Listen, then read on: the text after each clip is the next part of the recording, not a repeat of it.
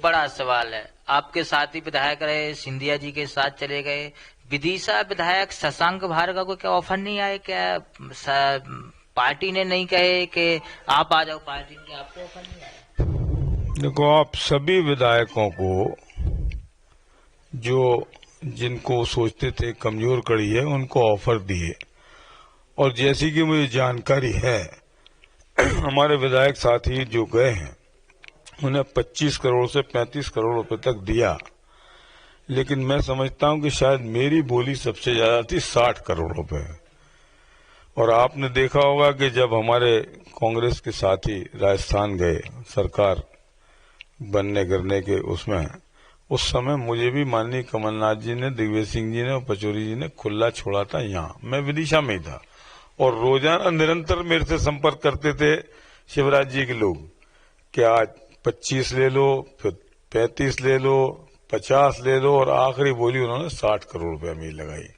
लेकिन जिसका जमीन गवारा नहीं करता वो ऐसे काम नहीं करता। हम कांग्रेस परिवार से हैं, मेरे पिताजी। नमस्कार, आप देख रहे हैं राजधानी समाचार। बात की जाए मध्य प्रदेश के विदिशा जिले की, विदिशा जिला एक अपने आप में एक महत्वपूर्ण रहता है मध्य प्रदेश में, क्योंकि यहाँ से सुषमा स्वराज का बड़ा नाम था मध्य प्रदेश, और लोकसभा में तमाम पद भी रहे, विदेश मंत्री रही। लेकिन बात करेंगे यहाँ की जो राजनीति है, राजनीति के दृष्टिकोण से देखा जाए तो बीजेपी अपने आप को बड़ी पार्टी मानती है मध्य प्रदेश में, लेकिन विदिशा की जो सीट है विधानसभा, वो कहीं ना कहीं 2018 में उन्होंने खोई दी है। 2018 का चुनाव हारी। यहाँ से कांग्रेस के जो विधायक हैं शशांक भार्गव लगातार कांग्रेस पार्टी में भी सेवा दे रहे, वो विधायक जनप्रतिनिधि के रूप में क्षेत्र की जनता और क्षेत्र विकास कर रहे। आप भारत जोड़ो यात्रा भी गए, तमाम देखा मैंने, क्षेत्र में भी जा रहे। 2023 का चुनाव, 2023 का चुनाव कैसे देखते हैं? 18 में तो कांग्रेस आई, जाते जाते 20 में सिंधिया जी आ गए, फिर सरकार करेगी। 23 का चुनाव कैसा रहेगा मध्य प्रदेश का? 23 में माननीय कमलनाथ जी की सरकार भारी बहुमत से बनेगी। उसका कारण है लोग महंगाई से त्रस्त हैं, बेरोजगारी से त्रस्त हैं, तमाम कर्मचारी परेशान हैं। आपने देखा होगा अभी संविदा कर्मचारी हड़ताल पे थे, पहले आंगनवाड़ी कार्यकर्ता हड़ताल पे थी। कोई ऐसा महकमा नहीं है जिसमें कर्मचारी संतुष्ट हों। तो ये बड़े मुद्दे हैं। और महंगाई का मुद्दा ऐसा है कि महंगाई जनता की और वैश्विक महंगाई नहीं है। एक उदाहरण देता हूं आपको। सन 2014 में सोयाबीन का भाव किसान को मिलता था 4,000 रुपये कुंटल।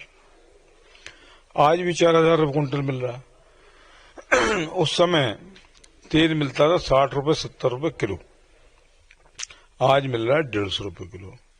ये बीच का जो गैप है, ये माननीय मोदी जी के मित्रों को लाभान्वित करने का, जो लोग कहते हैं अडानी और अंबानी को सब कुछ दे रहे हैं, वो गैप उनके पास जा रहा है। अगर इतनी लागत नहीं बढ़ी जितनी बढ़ा दी, लागत बढ़ती 10 रुपये किलो, 15 रुपये किलो, 80 रुपये किलो मिलता, लेकिन आज 150 रुपये तक सोयाबीन के तेल का भाव है। ये महंगाई सरकार के द्वारा बढ़ाई हुई महंगाई।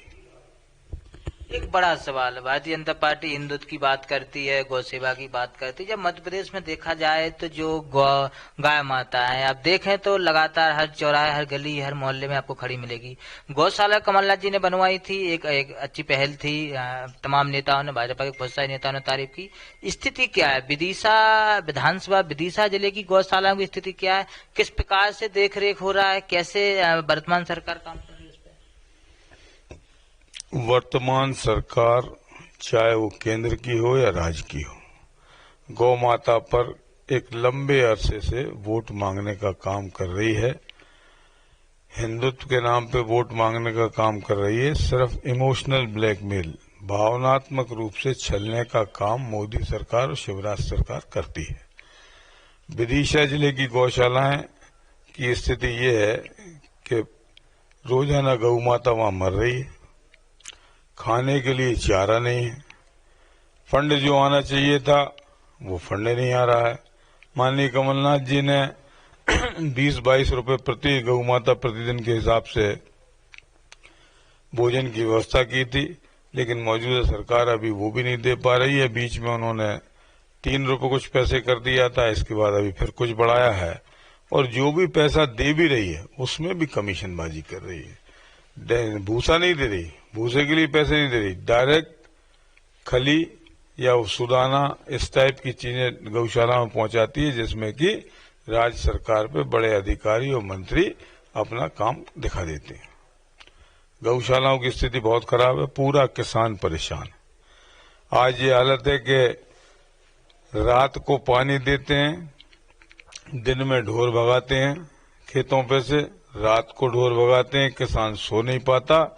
किसान बहुत परेशान है गौ माता को लेकर, लेकिन सरकार का कोई भी ध्यान उसकी ओर आकर्षित नहीं हो रहा है। ये तमाम समस्याएं किसानों की हैं। कर्ज माफी की बात करें हम तो 27 लाख किसानों का कर्जा माफ माननीय कमलनाथ जी ने किया। अब अभी विधानसभा में प्रश्न उठा के साहब आपने 10 दिन में कहा था। हमारा ये कहना है कि कोई भी सरकार नीति लागू करती है, 10 दिन की वजह पहले ही दिन शपथ लेने के तुरंत बाद सबसे पहले माननीय कमलनाथ जी ने उस फाइल पे सिग्नेचर किए जिसमें कि 2 लाख रुपए तक का कर्जा माफ प्रत्येक किसान का होना था। शुरुआत की, आप जानते हैं कि पैसे का काम पैसे से होता है। उस समय जो वित्तीय स्थिति थी उसके मान से 3-4 चरणों में पैसे माफ करने का विचार बनाया उन्होंने। पहले 50,000 रुपए तक का कर्जा माफ किया, फिर 1 लाख रुपए तक का कर्जा माफ किया, और जो डिफॉल्टर किसान थे उनका संपूर्ण कर्जा 2 लाख रुपए तक का पहली बार में माफ कर दिया गया। अब भावनात्मक रूप से ये भारतीय जनता पार्टी के लोग ये कहते हैं कि किसानों का कर्जा माफ नहीं हुआ, जबकि हमारे कई विधायक साथियों ने विधानसभा में सवाल लगाए और उसके जवाब में सरकार ने उत्तर दिया कि 27 लाख किसानों का कर्जा माफ हुआ है, जिसमें हमारे माननीय कमल पटेल जी की पत्नी के नाम से भी, जो आज कृषि मंत्री हैं, शिवराज जी के छोटे भाई के नाम से, और तमाम मंत्री और विधायकों के भाइयों और परिवार के लोगों का कर्जा माफ हुआ है। इसके बाद भी वो झुटलाने का प्रयास करते हैं। एक बड़ा सवाल है, आपके साथी विधायक रहे, सिंधिया जी के साथ चले गए, विदिशा विधायक शशांक भार्गव को क्या ऑफर नहीं आए? क्या पार्टी ने नहीं कहे कि आप आ जाओ पार्टी में, आपको ऑफर नहीं आया? देखो, आप सभी विधायकों को जो जिनको सोचते थे कमजोर कड़ी है उनको ऑफर दिए, और जैसी कि मुझे जानकारी है हमारे विधायक साथी जो गए हैं उन्हें 25 करोड़ से 35 करोड़ रुपए तक दिया, लेकिन मैं समझता हूं कि शायद मेरी बोली सबसे ज्यादा थी 60 करोड़ रुपए। और आपने देखा होगा कि जब हमारे कांग्रेस के साथी राजस्थान गए सरकार बनने करने के उसमें, उस समय मुझे भी माननीय कमलनाथ जी ने, दिग्विजय सिंह जी ने और पचौरी जी ने खुला छोड़ा था। यहाँ मैं विदिशा में ही था और रोजाना निरंतर मेरे से संपर्क करते थे शिवराज जी के लोग कि आज 25 ले लो, फिर 35 ले लो, 50 ले लो, और आखिरी बोली उन्होंने 60 करोड़ रुपए में लगाई। लेकिन जिसका जमीन गवारा नहीं करता वो ऐसे काम नहीं करता। हम कांग्रेस परिवार से हैं, मेरे पिताजी 1962 में चुनाव लड़े कांग्रेस से, सिरोंज विधानसभा से, मात्र 600-700 वोटों से हारे। मेरे पिताजी नगरपालिका अध्यक्ष रहे कांग्रेस से सिरोंज में, मेरी माताजी 2 बार कांग्रेस से नगरपालिका अध्यक्ष रही सिरोंज में। वो उनकी कर्मभूमि थी, ये मेरी कर्मभूमि है विदिशा, और हम कभी ये धब्बा नहीं लगा सकते कि हम पार्टी छोड़ के चले जाएं, क्योंकि हमारी विचारधारा की लड़ाई, विचारधारा उनकी हिंदू मुस्लिम की है, फासिस्टवाद की है, और हमारी सेकुलर है। इसलिए सेकुलर आदमी कभी ऐसा काम नहीं करता। कुछ लाभ लेने के लिए कुछ विधायक लालच में आ गए और उन्होंने पार्टी तोड़ दी, सरकार खरीदी और बनाई। इसके बाद भी आपने देखा कि कोरोना काल से लेकर आज तक मध्य प्रदेश की सरकार किसी भी काम में सक्सेस नहीं हुई। कोरोना काल को भी उन्होंने एक अवसर की तरह लिया। तमाम भ्रष्टाचार हुआ, तमाम अस्पतालों में भ्रष्टाचार हुआ। पीएम केयर से जो वेंटिलेटर आए वो भी सही नहीं निकले। जब उन्हें चालू किया गया तो पेशेंटों को ऑक्सीजन नहीं मिली। ये तमाम भ्रष्टाचार का गोलमाल इन्होंने कोरोना के नाम पे किया।